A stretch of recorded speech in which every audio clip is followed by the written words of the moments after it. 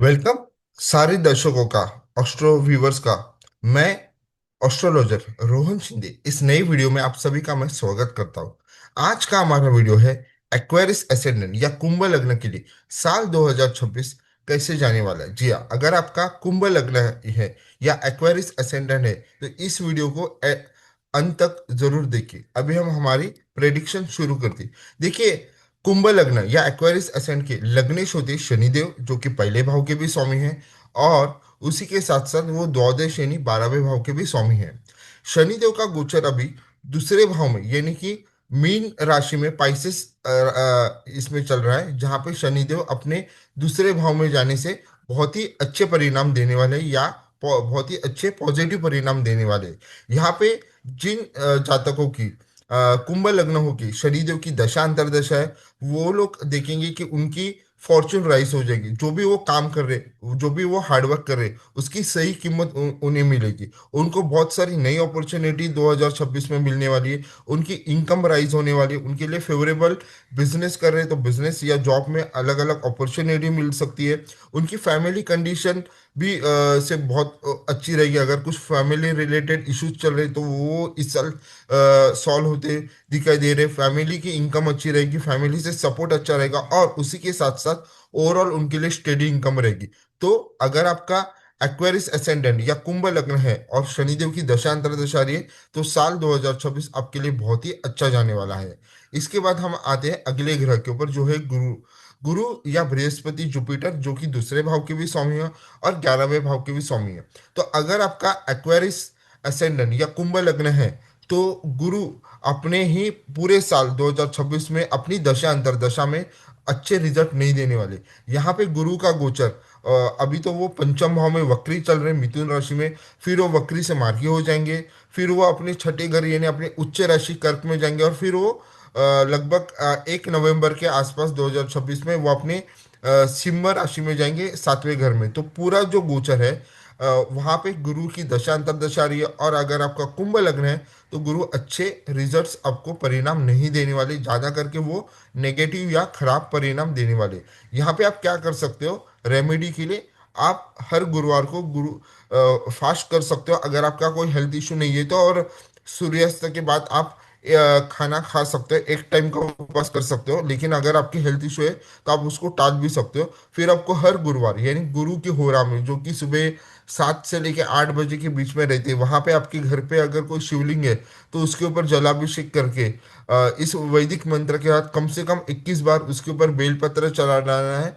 ओम देवाना ओम देवाना च ऋषिना च गुरु कांचन सन्निभम बुद्धिभूतम त्रिलोकेशम तम नमामि बृहस्पतिम। इस मंत्र के साथ 21 बार जलाभिषेक करना है हर गुरुवार को सुबह गुरु की होरा में, जो कि सुबह लगभग 7 से 8 के बीच में रहती है। या आप यही रेमेडी आपके घर के आसपास अगर कोई शिव मंदिर है तो वहां पे भी शिवलिंग के ऊपर हर गुरुवार को ये अभिषेक कर सकते हो, जिससे पूरे साल जो गुरु के खराब परिणाम आ रहे आप उसकी दशा अंतर्दशा में, उसमें बहुत हद तक कमी आएगी। फिर हम जाते हैं अगले ग्रह के ऊपर, जो कि मंगल। देखिए, मंगल कुंभ लग्न में तीसरे घर के भी स्वामी होते हैं और दशम भाव के भी स्वामी होते हैं। वैसे तो मंगल की दशा अंतर्दशा अगर आपको है और कुंभ लग्न है तो आपको ओवरऑल न्यूट्रल रिजल्ट, मतलब ना ज्यादा अच्छे ना ज्यादा बुरे ऐसे देंगे, क्योंकि मंगल अभी अस्त भी है 16 नवंबर से 22 फरवरी के बीच में।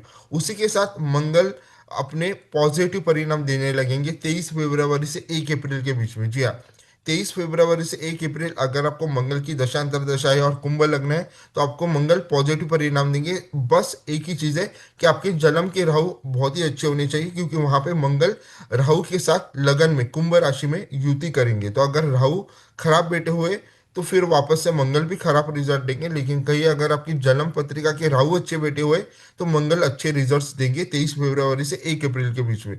वापस फिर एक समय आ रहा है जहाँ पे मंगल अपनी दशांतर दशा में खराब परिणाम देना शुरू करेंगे 2 अप्रैल से 10 मई के बीच में। फिर मंगल वापस से अच्छे परिणाम देना शुरू कर देंगे, पॉजिटिव रिजल्ट्स देंगे आपको 11 मई से लेकर 20 जून के बीच में। फिर मंगल वापस से कुछ समय के लिए नेगेटिव परिणाम देंगे 21 अगस्त से लेके 1 अगस्त के बीच में। फिर वापस से वो अच्छे परिणाम देने लगेंगे 2 अगस्त से लेके 17 सितंबर के बीच में। और वापस से वो अपने खरे खराब परिणाम देने लगेंगे 18 सितंबर से लेके 11 नवंबर 2026 से।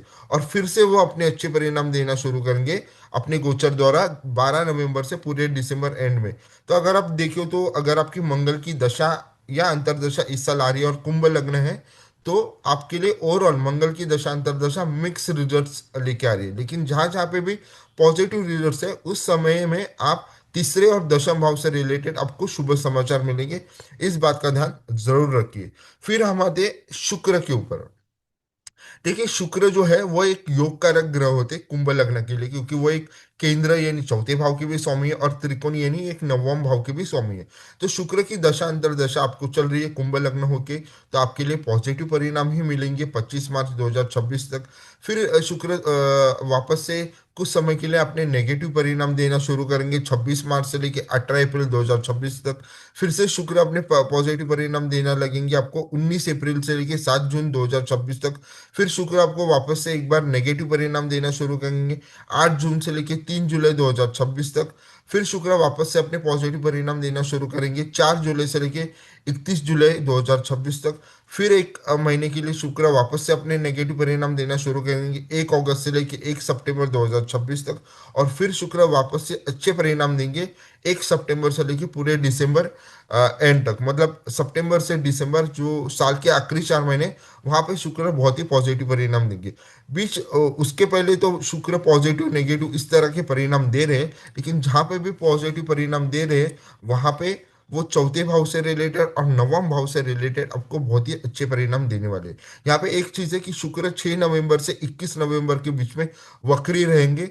और जिन जातकों के कुंडली में वक्री शुक्र अगर शुभ है, तो इस दौरान तो उन्हें पॉजिटिव से एवरेज परिणाम मिलेंगे। इस बात का ध्यान भी जरूर रखिए। फिर हम आते हैं अगले ग्रह के ऊपर जो है बुध। बुध जो कि पंचम भाव के स्वामी है, लेकिन उसी के साथ वो अष्टम के भी स्वामी होते हैं कुंभ लग्न के लिए। तो अगर आपकी बुध की दशा अंतर्दशा चल रही है और कुंभ लग्न है, तो आपको ओवरऑल नेगेटिव परिणाम मिलेंगे 2 फरवरी 2026 तक। फिर बुध एक लंबे समय के लिए आपको अच्छे परिणाम देना शुरू करेंगे 3 फरवरी से 21 जून 2026 के बीच में। फिर से बुध अपने नेगेटिव परिणाम देना शुरू करेंगे 22 जून से लेकर 25 सितंबर 2026 तक। और फिर बुध वापस से अपने पॉजिटिव से न्यूट्रल परिणाम देना शुरू करेंगे 26 सितंबर से लेकर दिसंबर एंड तक। यहाँ पे एक चीज और है कि अगर आपके जन्म पत्रिका के बुध वक्री है, तो वो भी आपको एक अच्छे परिणाम देंगे, क्योंकि एक समय आ रहा है मैंने कहा 22 जून से 25 सितंबर के बीच में, जहाँ पे लगभग मेरे ख्याल से 3 महीने का समय जहाँ पे बुध अपनी दशांतर दशा में अच्छे परिणाम नहीं देंगे। लेकिन क्योंकि अगर आपकी जन्म पत्रिका के वक्री बुध है, तो यहाँ पे वक्री जाने के कारण वो 7 जुलाई से 4 अगस्त के बीच में आपको अच्छे परिणाम देंगे। तो ये था बुध की दशांतर दशा में उनके गोचर द्वारा साल 2026 के परिणाम। अगर आपका कुंभ लग्न है तो हम आते हैं अभी अगले ग्रह के ऊपर जो है चंद्रमा। देखिए चंद्रमा यानी मून जो कि छठे भाव की स्वामी होते हैं कुंभ लग्न में। तो चंद्रमा कहीं पे भी बैठे हो आपकी कुंडली में, वो आपको पूरे साल भर नेगेटिव परिणाम देंगे उनकी दशा अंतर दशा में, अगर आपका एक्वेरियस असेंडेंट या कुंभ लग्न है तो। यहाँ पे एक ही चीज है, अगर आपकी जन्म की चंद्रमा कमजोर है, कम्बस्ट यानी अस्त है, तो वो बहुत ही बुरे परिणाम ज्यादा नहीं देंगे। इसका मतलब ये नहीं कि वो अच्छे परिणाम देंगे, लेकिन बहुत ज्यादा नेगेटिव परिणाम नहीं देंगे। अगर चंद्रमा स्वयं ही बहुत ही कमजोर होके बैठे हैं, कम डिग्री में है, अस्त अवस्था में है, मृत अवस्था में है, तो इस तरह से एक अवस्था होती है जहाँ पे स्ट्रेंथ नहीं है चंद्रमा में, तो ये एक बार अच्छी है, क्योंकि वहां पे फिर वो ज्यादा खराब परिणाम नहीं देंगे। लेकिन अगर वैसी बात नहीं है और अगर आपको चंद्रमा की दशा अंतर्दशा आ रही है और कुंभ लग्न है, तो पूरे साल आपको उनके अच्छे परिणाम नहीं मिलेंगे, ज्यादा करके नेगेटिव रिजल्ट्स ही देखने को मिलेंगे। तो इसकी रेमेडी क्या है, आप हर त्रयोदशी की जो तिथि होती है उसका उपवास कर सकते हो। अगर आपका कोई हेल्थ इशू नहीं है तो ज्यादा करके सोमवार के दिन आपको नॉनवेज नहीं खाना है। आप डेली एक माला ओम नमः शिवाय इस मंत्र का जाप कर सकते हो सुबह में। फिर हर सोमवार के दिन आपके घर में अगर कोई शिवलिंग है या आपके घर के आसपास कोई शिव मंदिर है, वहां पे जाके आप बेलपत्र के साथ जलाभिषेक कर सकते हो। आप शिव पंचाक्षर स्तोत्र जो कि आद्य गुरु शंकराचार्य द्वारा रचित है, इसका डेली पाठ कर सकते हो। इसके बहुत अच्छे परिणाम मिलते हैं। रोज पढ़ने आपको शिव पंचाक्षर स्तोत्र। फिर आप जरूरतमंद या गरीब लोगों को दूध या दूधजन्य पदार्थों का दान दे सकते हो हर सोमवार या पूर्णिमा के दिन। तो ये कुछ उपाय रहेंगे, अगर क्योंकि वो छठे भाव के स्वामी होते हैं और अपने दशांतर दशा में अच्छे परिणाम नहीं देंगे अगर आपकी कुंभ लग्न है तो ये उपाय आप कर सकते हो।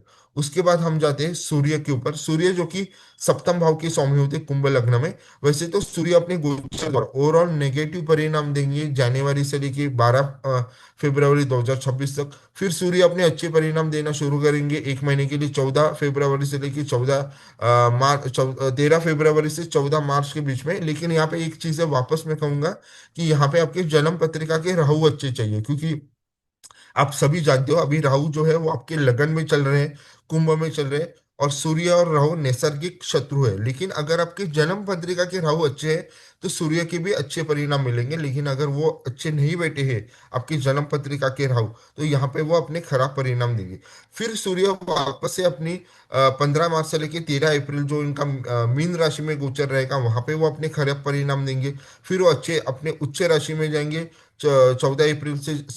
फिर वो उच्च राशि से लेके 16 अगस्त तक, मतलब लगभग मैं बोलूंगा ये परिणाम आपको देखने को मिलेंगे। वो मेष से लेके कर्क तक उनका जो ये रहेगा गोचर रहेगा वो शुभ परिणाम देंगे उनकी दशा दशा में। फिर सूर्य वापस से खराब परिणाम, भले वो अपनी खुद की राशि में जा रहे हैं 17 अगस्त से लेके 16, मतलब अपनी खुद की राशि से लेके लगभग अ, इसमें अ, सूर्य यहाँ पे अपनी खुद की राशि यानी सिंह राशि में जाके उनका गोचर खराब रहेगा। और फिर वो वापस से अष्टम भाव में जा रहे हैं जहाँ पे कि कन्या राशि आती है। तो इन 2 महीने 17 अगस्त से 16 अक्टूबर के बीच में वो अच्छे परिणाम नहीं देंगे।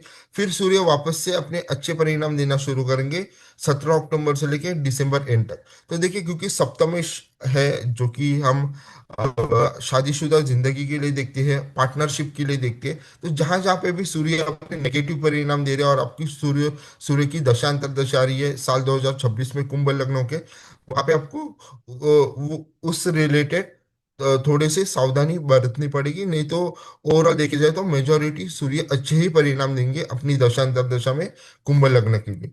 फिर हम जाएंगे राहु और केतु के ऊपर। देखिए, राहु का गोचर अभी लगन में चल रहा है एक्वेरियस कुंभ में, और केतु का गोचर सप्तम भाव यानी सिंह राशि में चल रहा है। और ये रहेगा लगभग 5 दिसंबर 2026 तक। तो साल की सिर्फ बी आखिरी 25 दिनों के लिए इनका राशि परिवर्तन हो जाएगा, लेकिन पूरा साल भर राहु इसमें ही रहेंगे, कुंभ राशि में रहेंगे, और केतु सिंह राशि में रहेंगे। यहाँ पे जिन जातकों की राहु या केतु की दशा अंतर्दशा आ रही है तो उनको उनके गोचर द्वारा तो अच्छे से एवरेज परिणाम मिलेंगे कुंभ लग्न के लिए। जी हाँ, अगर आपको राहु या केतु की दशा अंतर्दशा आ रही है और आपका कुंभ लग्न है तो राहु अच्छे से पॉजिटिव से एवरेज परिणाम देंगे। एक ही चीज है जहाँ पे राहु और केतु खराब परिणाम दे सकते हैं। अगर आपके जन्म पत्रिका में राहु या केतु का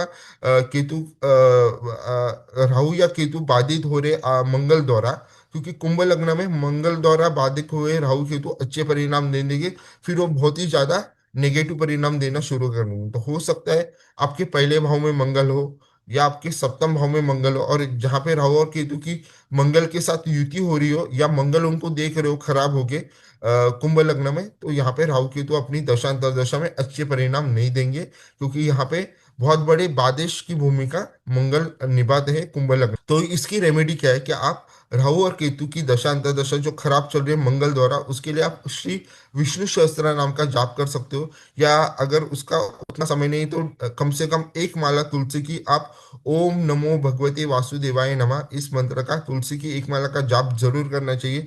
आप श्रीमद् भगवत गीता पढ़ सकते हैं, तो इससे आपको मेंटल पीस मिलेगा।